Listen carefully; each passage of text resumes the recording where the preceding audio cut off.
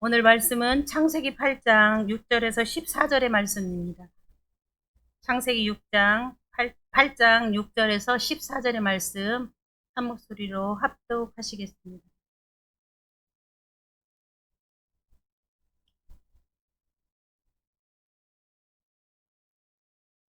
40일을 지나서 노아가 그 방주에 낸 창문을 열고 까마귀를 내놓음에 까마귀가 물이 땅에서 마르기까지 날아 왕래하였더라.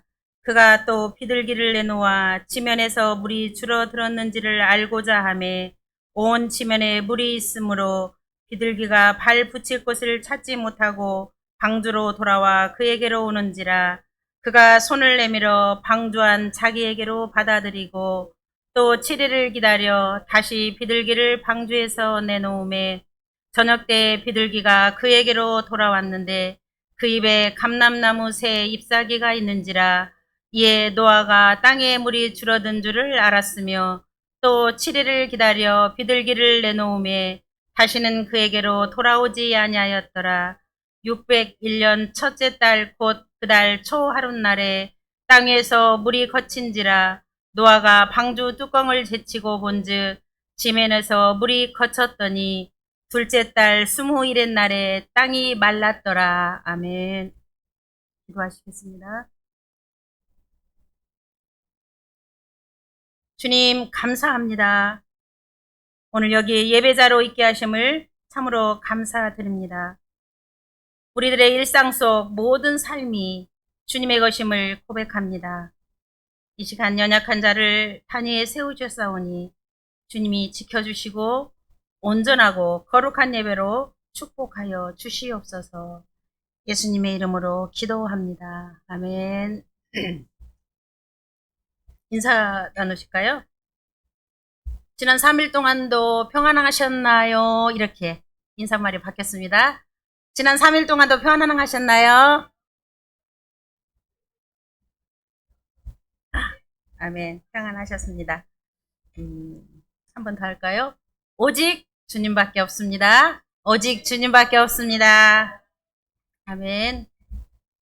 우리 주님이 오직 우리들의 살 길임을 이 시간 또 한 번 주님께 고백합니다. 아멘. 오늘 우리가 함께 나눌 말씀은 창세기 8장 6절에서 14절의 말씀, 제목은 까마귀와 비둘기라는 제목을 가지고 은혜의 시간을 가져보도록 하겠습니다.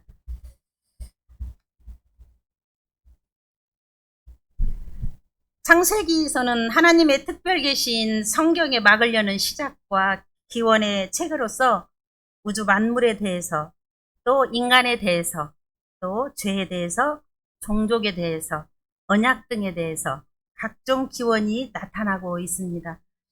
내용의 흐름상 창세기는 크게 두 부분으로 나눠지는데 전반부 1장에서 11장까지의 말씀은 천지 창조와 인간 타락의 사건을 중심으로 노아 홍수와 바벨탑 사건으로 이어지는 태초의 역사가 나타나고, 후반부 12장에서 50장의 말씀은 선민의 조상인 아브라함의 소명과 가나안 이주 사건을 중심으로 이삭, 야곱, 요셉으로 이어지는 족장들의 생애와 함께 언약 백성들의 형성사가 점진적으로 전개되고 있습니다. 천지 창조와 인간 창조의 역사를 통해 우주 만물과 인간 역사를 주관 섭리하시는 분은 오직 유일하신 하나님을 계시하기 위하여 선민의 초기 역사를 통해 하나님의 점진적인 구원 섭리를 보여주고 이 창세기서를 기록됨의 목적으로 가지고 있습니다. 창세기 7장 6절, 11절, 12절, 21에서 23절 이어지는 말씀을 보면 노아 600세 되던 해에 2월 17일에 퍼붓기 시작한 비로 그로부터 40일 후인 3월 26일에 비가 그쳤습니다. 40일간의 폭우의 결과로 있던 땅 위의 모든 물은 그 이후로 계속 비가 왔기 때문에 많이 불어났습니다. 그리고 이 기간 동안에 방주 안에 있던 생명들만을 제외하고 땅 위에 숨쉬는 모든 생물들은 죽고 말았다고 21 26절에서 23절에서 말씀하고 있습니다. 오늘 읽은 본문은 하나님의 진노의 심판 역사가 모두 끝나고 지상의 물이 점점 줄어든 상태를 묘사하고 있습니다. 사실 하나님의 눈동자는 홍수기간 내내 방주 안에 있는 노아와 그와 함께 있던 생명들에게 있었으므로 이제는 그들이 살아갈 터전을 위해 땅 위에 바람을 불게 하사 지상의 물들을 급히 물러가도록 역사하셨음을 8장 1절에서 3절을 보면 알 수가 있습니다. 그 결과 홍수가 시작된 이후 150일이 지난 7월 17일에는 방주가 아라랏산에 머물렀음을 4절에서 말씀하고 있습니다. 그 5절의 말씀에 보면 그때로부터 73일이 지난 10월 1일에는 마침내 높은 산들의 봉우리들이 방주의 창문을 통해서 시야에 들어왔습니다. 오랜 방주 생활이 서서히 마감되어 가는 장면이었던 것입니다. 산들의 봉우리를 본 노아는 무척 기뻐했습니다. 하지만 그로부터 40일을 기다린 다음 노아가 600세 되된 해의 11월 11일 노아는 바깥 사정을 알아보기 위해서 마침내 방주의 창문을 열고 새를 날려 보냈습니다. 이것은 겁이 나거나 두려움 때문이 아니라 자기에게 맡겨진 많은 생명들을 안전하게 땅 위로 내려보내기 위한 신중한 조치였던 것입니다. 노아의 이 행동은 훗날 미지의 땅 가나안으로 정탐꾼들을 파송한 모세의 행동을 연상시킵니다. 민수기 13장 17절에서 20절의 말씀입니다. 바로 이때 노아에 의해 선택된 새가 오늘 본문에 나오는 까마귀와 비둘기입니다. 오늘 우리들은 이 새의 행동을 통해 나름 어떤 교훈을 받을 수 있는지 살펴보도록 하겠습니다. 우리가 같은 사람이라도 사람은 다 제각기 다릅니다. 알도 똑같은 알 같지만 부화가 되는 알이 있고 부화가 되지 않는 알이 있습니다. 주님 오실 때 들림을 받는 자가 있고 들림을 받지 못할 자가 있습니다. 두 사람이 맷돌을 갈다가 한 사람은 올라가고 한 사람은 못 가고, 두 사람이 잠을 자고 있다가 한 사람은 들림 받고 한 사람은 들림 받지 못할 때가 온다고 성경에서 분명히 가르쳐 주었습니다. 성경을 보면 인류의 죄악이 너무나도 왕성할 때에 하나님께서 심판을 하셨던 것입니다. 그 심판은 크게 세 가지가 있는데, 하나는 불심판, 하나는 물심판, 앞으로 다가올 또 하나의 무서운 불심판이 있습니다. 물심판과 불심판을 통해서 우리에게 앞으로 닥쳐올 불심판을 경고합니다. 베드로전서 4장 7절에서 11절의 말씀이 그러합니다. 만물의 마지막이 가까웠으니 그러므로 너희는 정신을 차리고 근신하여 기도하라.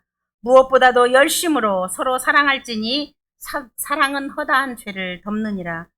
서로 대접하기를 원망 없이 하고 각각 은사를 받은 대로 하나님의 각양 은혜를 맡은 선한 청지기 같이 서로 봉사하라. 만일 누가 말하려면 하나님의 말씀을 하는 것 같이 하고, 누가 봉사하려면 하나님의 공급하시는 힘으로 하는 것 같이 하라. 이는 범사의 예수 그리스도로 말미암아 하나님의 영광을 받으시게 하려 함이니 그에게 영광과 권능이 세세에 무궁토록 있느니라. 아멘. 물심판 때 하나님의 구원의 백성들은 방주 안에 들어오게 하셨고, 소돔과 고모라를 불심판하실 때는 소할 땅으로 나오게 하셨지만, 그렇지 못한 백성들은 불순종하여 다 저주를 받았습니다. 이 땅을 심판하러 올 테니 너희는 저주받은 인생이 되지 말고 구원받는 택한 백성으로서의 복을 누리라고 성경에서 우리에게 누누이 가르치고 있습니다. 말씀하고 있습니다. 구원받는 천국 백성이 있으면 지옥 백성이 있고, 하나님의 자녀가 있으면 또 지옥 자녀가 있으며, 본문에는 까마귀가 있고 비둘기가 있습니다. 그래서 오늘 까마귀와 비둘기라는 제목으로 말씀을 전해보고자 합니다. 내가 까마귀 신자인지 비둘기 신자인지 까마귀같이 살 것인지 비둘기같이 살 것인가를 스스로 점검하면서 결론적인 말씀은 비둘기 같은 신자가 될 수 있기를 소망합니다. 본문에 노아 홍수 이야기가 나옵니다. 홍수가 나서 노아의 8식구만 빼고 전 인류를 다 쓸어버리셨습니다.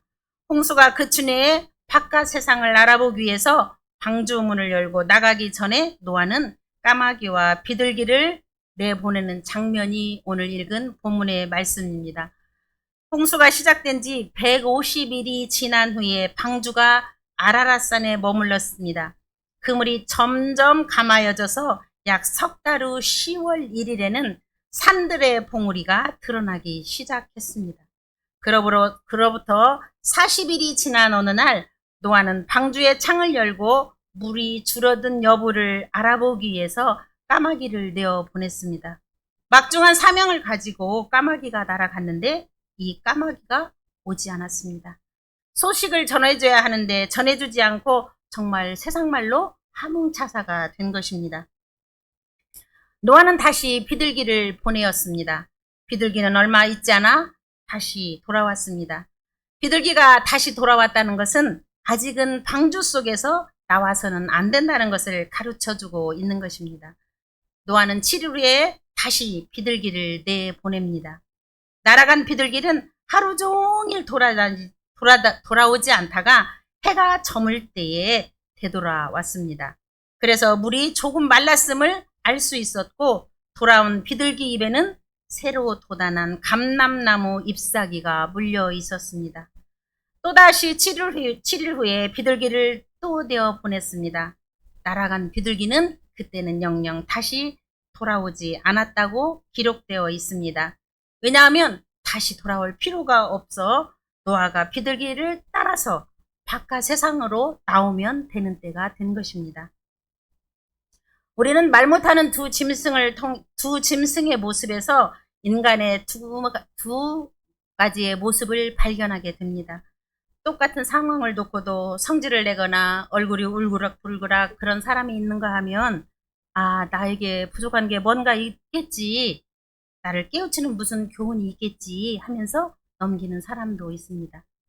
똑같은 일을 가지고 감사합니다 하는 사람이 있는가 하면 원망과 짜증과 푼을 내는 사람이 있습니다. 사랑하는 성도 여러분, 어떤 모습의 사람이 되기를 원하십니까? 까마귀와 같은 성도와 비둘기 같은 성도는 과연 어떤 사람인가를 살펴보면서 깊은 영적 교훈을 받으시기를 바랍니다.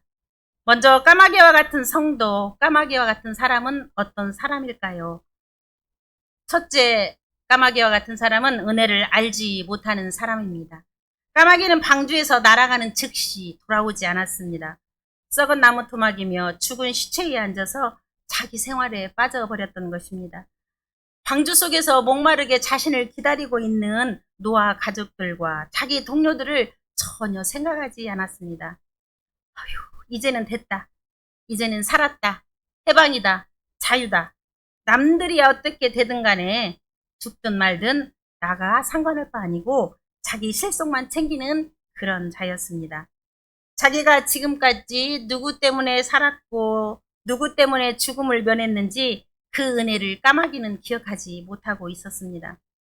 만약에 방주 안에 이 까마귀를 들여보내지 않았다면 그 까마귀도 진작 홍수에 함께 쓸려 버렸을 것입니다. 방주 안에 들여놓여 있었기 때문에 산 것인데도 그 은혜를 망각하고 나가서 돌아오지 않는 것입니다.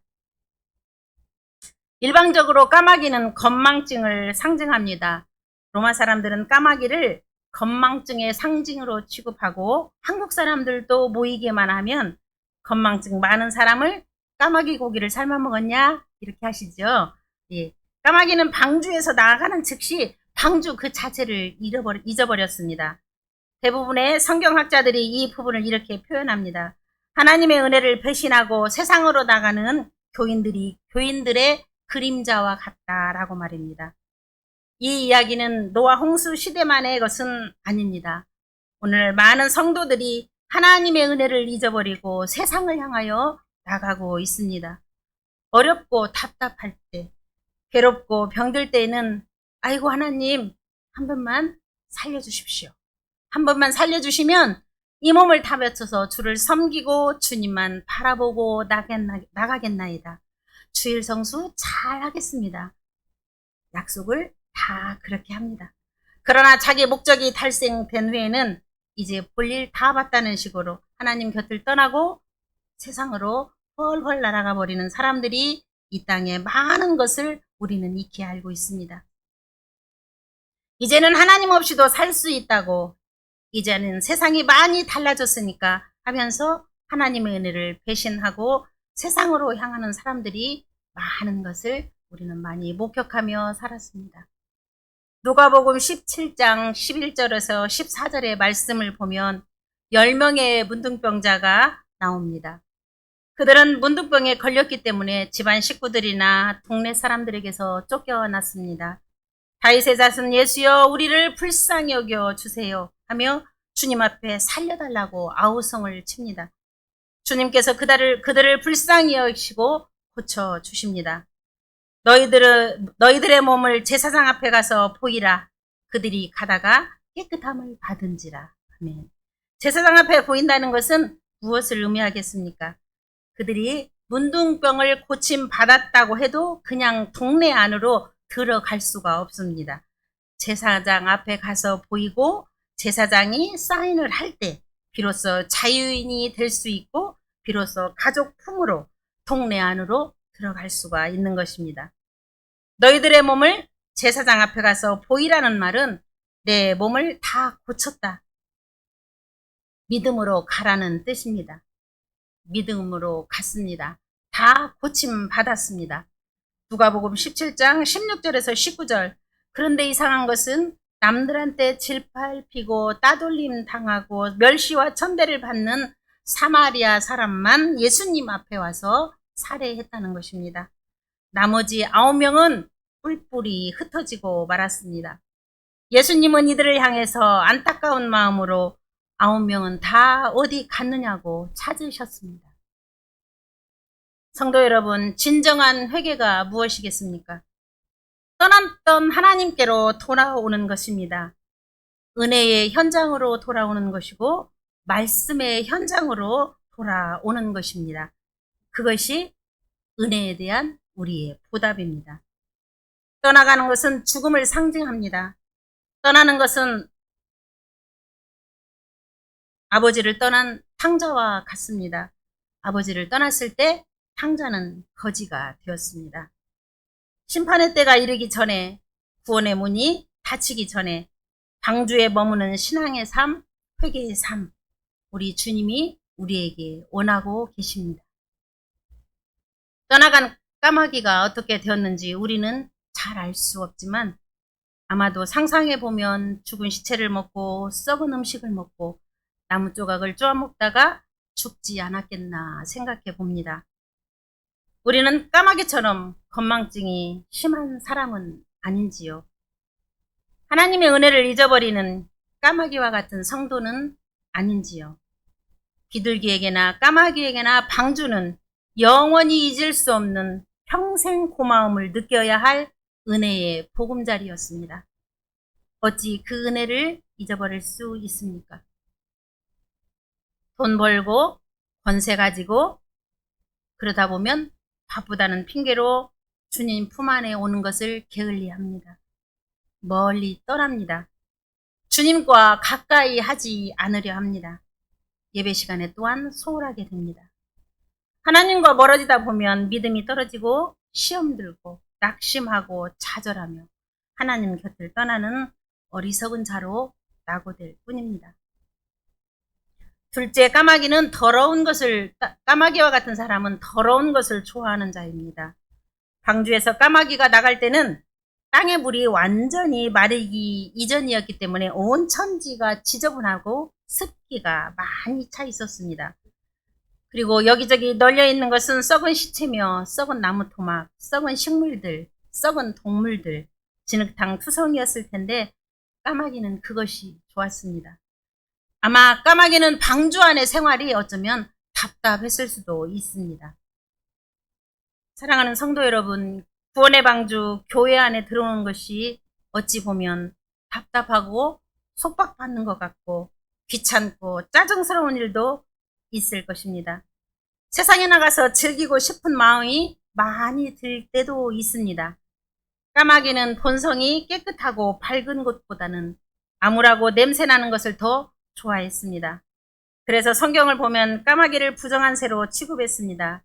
레위기 11장 13절에서 19절의 말씀을 보면 새들 가운데 가증스럽게 여길 것의 목록이 나오는데 그 중에 하나가 까마귀입니다. 독수리, 솔개, 매, 타조, 까마귀 이런 이름들이 열거되어 있습니다. 레위기서에서는 그것들을 절대 먹지 말라고 이야기하고 있습니다. 왜 그랬을까요? 대부분 그것들은 성질이 사납고 전투적이고 죽은 시체를 먹는 새들이기 때문에 절대 먹지 말라고 말씀하고 있습니다. 성경을 보면 구별된 나시린의 서약이 있습니다. 나시린은 머리에 삭두를 금하고 부정한 음식을 먹지 말고 시체와 가까이 하지 아니하며 이러한 등등 이것이 나시린의 서약입니다. 하나님은 부정한 것을 싫어하십니다. 방주에서 나간 까마귀는 자기 세상을 만났습니다. 정상적인 새라면 아직 살기에는 빠른 시기였습니다. 그러나 까마귀에게는 더할 나위 없이 세상이 좋았습니다. 방주에서 나가자마자 출행랑을 쳤습니다. 홍수 심판은 생각하지 않고 오히려 방주 속에서 깜깜했던 생활을 원망했을 수도 있습니다. 그러니 방주 속으로 절대로 돌아올 리가 없을 것입니다. 당연한 것입니다. 오늘날 성도들이 세상 재미에 도취되어 물질에 도취되어 또 권력과 명예에 도취되어 자기의 본분을 잊어버리고 가지 말아야 할 곳에 가며 앉지 말아야 할 곳에 앉으며 취하지 말아야 할 것들을 취하며 그렇게 살고 있습니다. 시편 1편에서 여러 번 강조한 말씀이지만 복 있는 사람은 악인의 길을 쫓지 아니하며 죄인의 길에 서지 아니하며 오만한 자리에 앉지 아니하고 오직 여호와의 율법을 즐거워하여 그 율법을 주야로 묵상하는 자로다. 아멘 하고 했습니다. 까마귀를 방주에서 내어보낸 것은 세상과 원망과 불평과 육신적인 것을 취하라고 세상에 내보내는 것은 아닙니다. 그것은 나중에 취해도 충분합니다. 어차피 세상은 자기들 거였습니다. 방주 안에 들어온 사람들과 동물들 것이었던 것입니다. 지금 까마귀가 해야 할 일은 방주로 돌아가 땅의 상황을 알려주는 것이었습니다. 이것이 까마귀의 막중한 사명이었습니다. 오늘 우리 성도들이 까마귀처럼 자기의 사명을 잊어버리고 육적인 것에 토취되어 있지는 않은지 다시 한번 점검하는 때가 되었으면 좋겠습니다. 사랑하는 성도 여러분, 내 사명을 망각하고 세상 일에 빠져서 주의 일에 태만하고 주님과 멀어지고 주님과 원수되는 일을 하고 있지는 않은지 언제나 생활 속에 생각하며 돌아보며 사시기를 기도합니다. 이제 비둘기와 같은 성도에 대해 말씀을 나누겠습니다. 첫 번째, 비둘기는 순결을 생명보다 아주 귀하게 여겼습니다. 방주 속에서 나온 비둘기가 돌아다니다가 다시 방주로 돌아온 것은 세상이 더럽고 지저분했기 때문이었습니다. 자신이 앉아야 할 자리가 없었기에 다시 방주 안으로 들어왔습니다. 까마귀와는 정반대입니다. 비둘기는 순결의 상징입니다. 마태복음 10장 16절 너희는 뱀같이 지혜롭고 비둘기같이 순결하라 했습니다. 신앙의 사람은 무엇보다 순결이 중요합니다. 순결은 생명보다 중요합니다. 다니엘서 6장 16절에서 23절 다니엘은 신앙의 순결을 지키기 위해서 왕이 베푸는 진미를 거절했습니다. 그러나 하나님께서 그에게 건강을 주셨고 수석 총리 자리에까지 오르게 하셨습니다. 그렇기 때문에 타협주의, 합리주의, 상황윤리를 절대로 우리가 살면서 용납해서는 안 되는 것입니다. 비둘기도 배가 고팠을 것입니다. 목이 말랐을 것입니다. 방주 속에서 넉넉지 못한 생활을 했을 것입니다. 그러나 비둘기는 굶어 죽을지언정 더럽고 썩은 것은 먹지 않았습니다. 차라리 죽음을 택하는 것이 비둘기의 속성이었습니다. 비둘기는 바보스러울 정도로 순진합니다. 잔꾀를 부린다거나 남에게 못되게 한다던가 간사한 지혜는 전혀 없는 새입니다. 자기가 죽는 것을 모르고 지나치게 순수한 것이 비둘기입니다. 그렇기 때문에 사람들의 사랑을 받고 있습니다.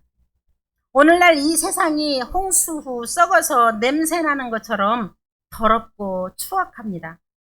비둘기가 앉을 곳이 없어서 방주 속으로 다시 돌아온 것처럼 우리 성도들이 호흡할 수 있는 곳은 방주, 바로 하나님의 성전밖에는 없습니다. 방주안은 비록 깝깝하고 짜증스럽지만 그래도 비둘기가 거쳐야 할 유일한 곳입니다. 교회는 성도들의 집입니다. 때로 교회 생활이 힘들고 피곤하지만 우리 성도들의 안식처는 바로 이 교회입니다. 첫 번째 방주에서 나온 비둘기의 모습에서 비둘기의 순결성을 볼 수 있으며 아직은 세상 밖으로 나가서는 안 된다는 경고의 메시지를 받았습니다. 우리는 지금 우리가 함부로 세상 밖으로 나가서는 안 될 때인 것입니다. 두 번째, 비둘기는 기쁨의 소식을 전하는 전령이었습니다. 두 번째 방주에서 나간 비둘기는 하루 종일 돌아다니다가 저물 때가 되어서야 돌아왔습니다. 여기서 저물 때에 돌아왔다는 말씀을 생각해 보십시오. 아무런 소식도 없이 날이 저물어 어두워졌다는 것은 노아에게는 두렵고 떨리는 실망과 공포와 좌절의 시간이었습니다. 그러나 비둘기의 입에는 감람나무 잎사귀가 물려 있었습니다. 그 잎사귀는 새로 돋아난 새순이었습니다.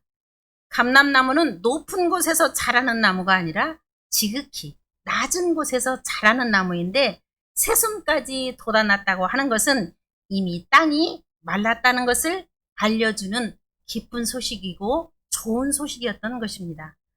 감람나무 새순은 생명의 소식입니다. 온 천하의 생명이 모두 멸망했는데 새 생명이 솟아났다는 것입니다. 얼마나 기쁘고 좋은 소식입니까? 하루를 천년같이 갑갑하게 지내고 있는 방주 속의 사람들에게 비둘기는 기쁨과 소망과 용기를 안겨 주었습니다. 구원의 소식을 전했습니다. 해방의 소식, 자유의 소식을 전해 준 것입니다. 이제는 방주에서 나와도 된다는 구원의 소식을 전하는 비둘기는 생명의 기쁜 소식을 전하는 전령사 역할을 잘 했습니다.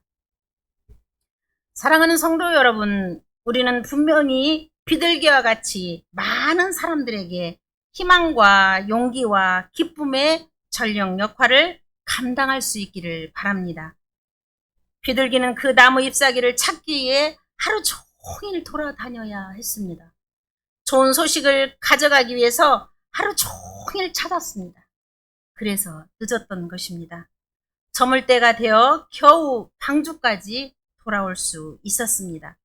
방주에 있는 사람들에게 기쁨의 소식을 전하기 위해 감람나무 잎을 입에 물고 돌아온 비둘기의 모습에서 우리 사랑의 교회 성도들의 모습을 볼 수 있기를 간절히 바랍니다. 우리 모두 세상에 대하여 생명의 소식을 전하는 자가 되기를 주의 이름으로 축복합니다. 셋째, 새하늘과 새 땅과 새 나라를 바라보는 자가 비둘기와 같은 성도입니다. 세 번째 날아간 비둘기는 다시 돌아오지 않았습니다.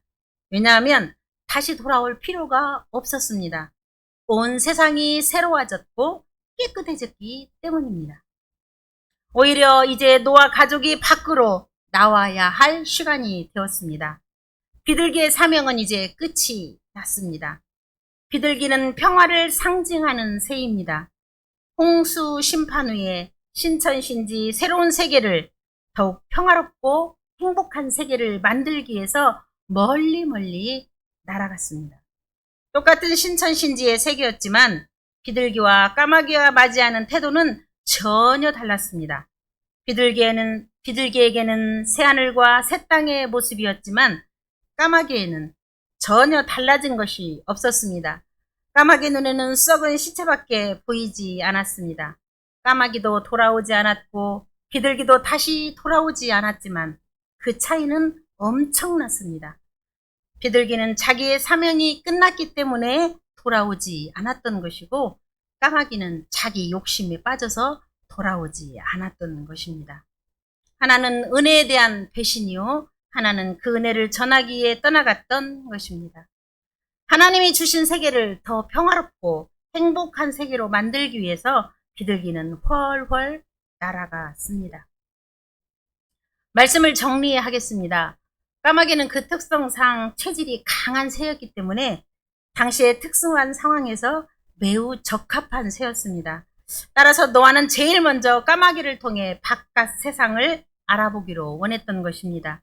본문을 보면 까마귀는 방주로 돌아오지 않고 땅에서 물이 마를 때까지 돌아다녔습니다.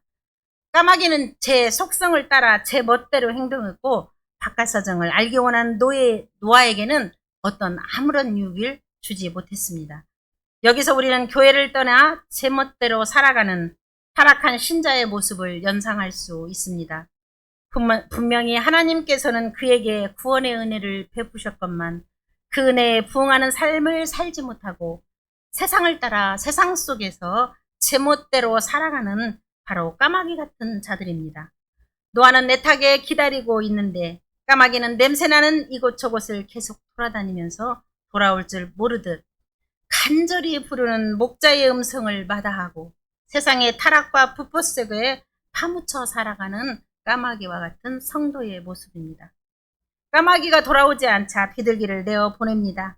까마귀와는 달리 비둘기는 부드럽고 순결하며 마른 땅에만 앉아 썩은 고기는 먹지 못하는 새입니다. 비둘기는 3번에 걸쳐 주어진 사명을 감당하였습니다.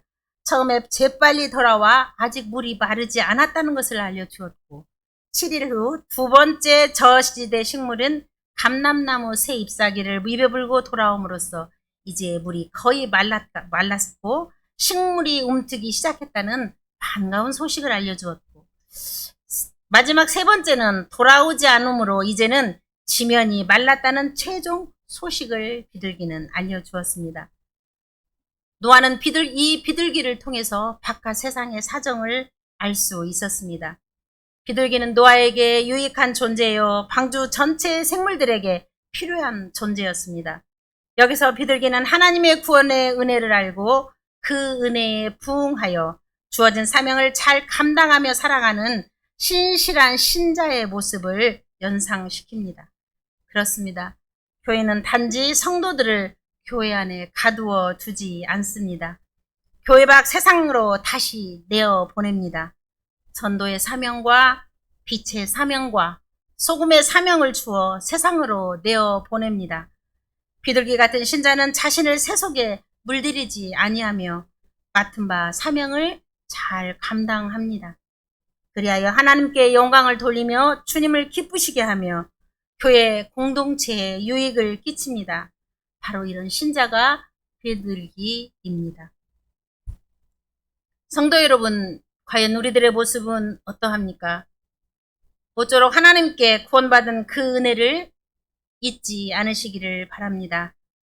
사사기 1장 3절 소는 그 임자를 알고 나귀는 그 주인의 구유를 안다고 말씀합니다. 하물며 만물의 영장인 우리 인생들이 불심판의 진노로부터 구원을 베풀어 주신 하나님의 그 은혜의 손길을 잊고 살아서야 되겠습니까? 우리 모두 비둘기 같은 성도가 되기를 축복합니다. 세상에 너무나 취해서 영의 생애를 보지 못한 적은 얼마나 많습니까? 세상이 너무 좋아서 하나님께 받은 귀한 사명을 망각하고 세상으로 나간 적은 또 얼마나 많이 있습니까? 이제 비둘기처럼 신앙의 순결을 지키며 기쁨의 소식을 전하는 전령이 되시기를 바랍니다. 비둘기처럼 새 하늘과 새 땅을 바라보는 소망이 넘치는 저와 성도님들이 되시기를 진심으로 축원합니다. 아멘. 기도하겠습니다. 주님, 은혜에 감사합니다. 주님, 오늘도 깨닫게 하시고 안일하게 지나가는 일상들 속에서 우리 주님이 우리에게 원하시는 진정한 필요자의 모습으로 주님께 헌신의 삶을 살아가게 하시옵소서. 예수님의 이름으로 기도합니다. 아멘.